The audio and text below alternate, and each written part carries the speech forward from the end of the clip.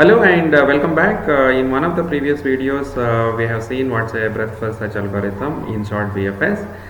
In this video, in the next two videos, we're going to see some of the applications of BFS algorithm.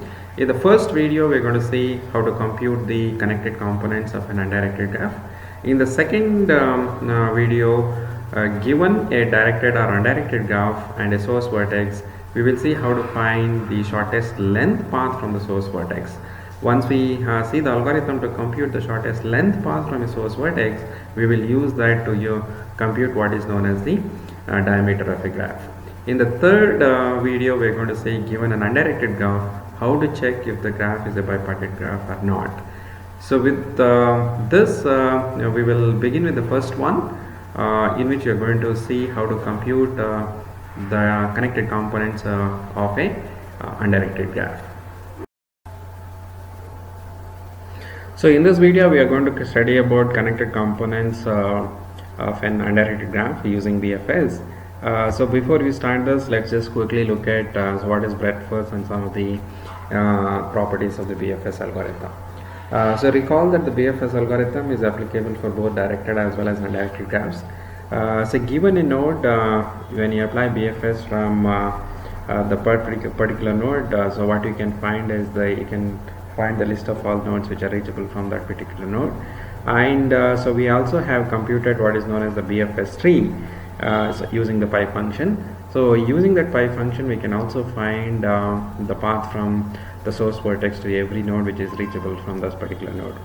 And if the given graph is an undirected graph, so we can check if the given graph is connected or not using BFS, right? So what's a connected graph? Two vertices are said to be connected if there is a path between them. A undirected graph is said to be connected if every pair of nodes is connected.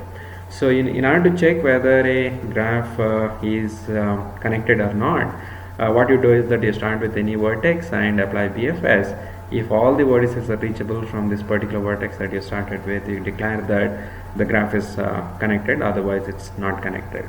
So all these things can be done in linear time. So quick example, just to quickly recap, when you apply BFS on this graph on the left hand side, what we get is the BFS tree on the right hand side.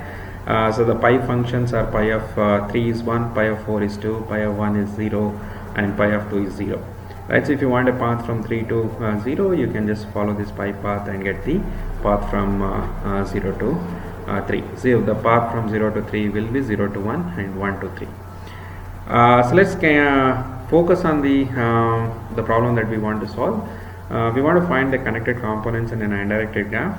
A connected component of a graph is a maximal connected subgraph of the given graph. So when you find the connected component, the set of nodes in the graph is the disjoint union of set of nodes in each connected components. For example, you have in this graph has three connected components.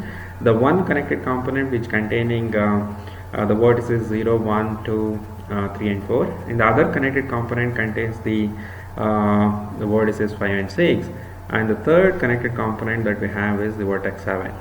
So if you want to find this number of connected components, so what you do is that you start with any vertex. Let's say that I start with the vertex 0, I apply BFS, I will reach all these nodes, so all this belongs to the first connected component. Then I start with any other vertex which has not been visited, start applying BFS from there, right? So when I start applying BFS from there, so I will get all the nodes which are in the second connected component.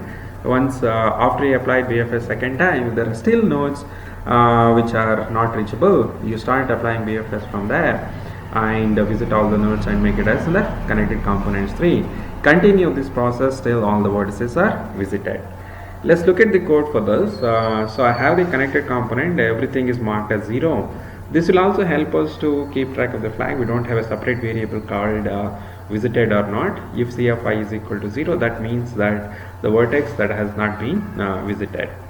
The count is the number of connected components that we are going to count, right? So for every vertex, check whether the CFI is 0. That means that this vertex has not been encountered.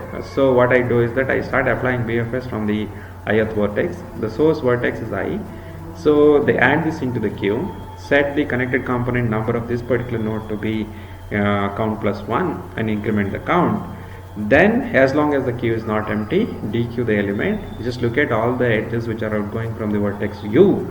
If v is still not visited, this checking whether C of I is equal to C of v is equal to 0 or not is a test whether the vertex v has been visited or not. If this vertex has not been visited, add this in the queue and set that the connected component number of this is the present count. So once the queue is empty, you have visited all the nodes which are reachable from the ith vertex. Then when you increment your I, if this was the new vertex has already been visited, then the count of that will be a positive number, strictly greater than 0. In that case, you don't do anything. Otherwise, you push that element into the queue and continue the DFS algorithm. So the note that in every vertex will go into the queue exactly once, and every edge will be considered exactly once during this process. Okay, so the complexity of this algorithm is order n plus m. So in summary, given a connected graph, the number of connected components and labeling the connected components to which the node actually belongs to can be found by application of the depth first search algorithm once. So the complexity of this algorithm is linear in terms of the number of edges and number of nodes in the graph.